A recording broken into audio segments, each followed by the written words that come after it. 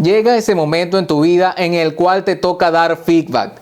Hablar acerca del desempeño de una persona, qué está haciendo bien, qué está haciendo mal, si cumplió los objetivos y si está cumpliendo con las expectativas. Y puede tocarte simplemente porque eres su jefe, porque es tu cliente, es un compañero de trabajo, simplemente en el ámbito personal. Y muchas personas se lo toman a la ligera. Creen que dar feedback o hablar del desempeño de alguien es un tema de improvisación. Por eso, para que no cometas ese error, hoy voy a darte mis consejos para dar feedback en Suena Interesante a continuación.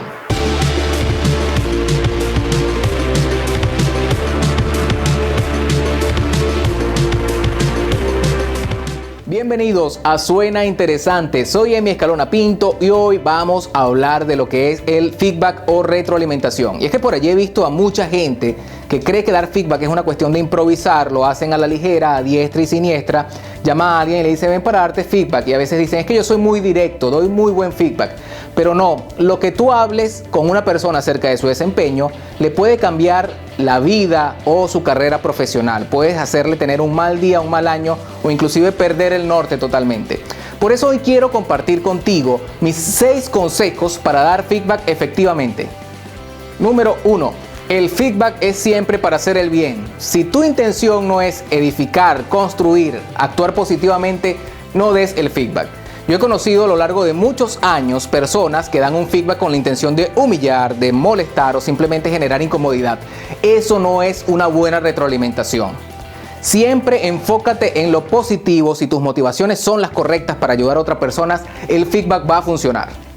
Por allí yo he visto muchos managers o directivos que viven en una burbuja. Creen que por ser jefes tienen el control de la gente, que pueden decir cualquier cosa, pero la realidad es que no es así. Simplemente las personas se pueden molestar contigo y dejarte, y allí te vas a dar cuenta que no tienes ningún control. El punto número 2 es, el feedback es un servicio. Es un servicio que prestas a una organización para ayudar a tus compañeros o a tus empleados a alcanzar las metas. Siempre que los veas desde esta perspectiva te va a ir mucho mejor. Número 3, sé siempre honesto y basa tu retroalimentación en hechos, en metas cuantificables. Por allí he visto mucha gente que da un feedback, inclusive a mí me ha pasado que me han dicho como, siento que no lo vienes haciendo bien, pero no está basado en ningún número, en ninguna meta, ningún indicador de desempeño. Por eso, si te basas y eres honesto realmente en hechos concisos y cuantificables, va a ser mucho más fácil negociar y ayudar a esa persona a cumplir las metas. Número 4, el feedback en corto. Esto lo aprendí de un gran amigo mío que decía que el feedback en corto es un feedback oportuno. Quiere decir que si una persona hizo algo muy bien, tú lo reconoces inmediatamente. Pero si una persona no hizo algo muy bien o hizo algo mal, tienes que hablarlo inmediatamente. No esperes hasta la revisión trimestral o a fin de año para hablar de lo que no te gusta, de lo que no estuvo bien, de las conductas que esperas que hayan sido diferentes, porque ya va a ser muy tarde. Resuélvelo al momento. Número 5.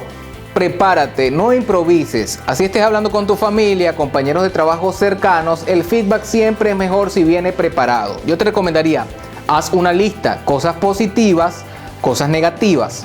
¿Cuál va a ser tu tono? ¿Cómo lo vas a encarar? ¿Cómo vas a manejar la comunicación? ¿Cuál puede ser el impacto de lo que digas con esta persona? Y además, ¿cuánta responsabilidad tienes tú en el desempeño de esa persona a quien quieres ayudar?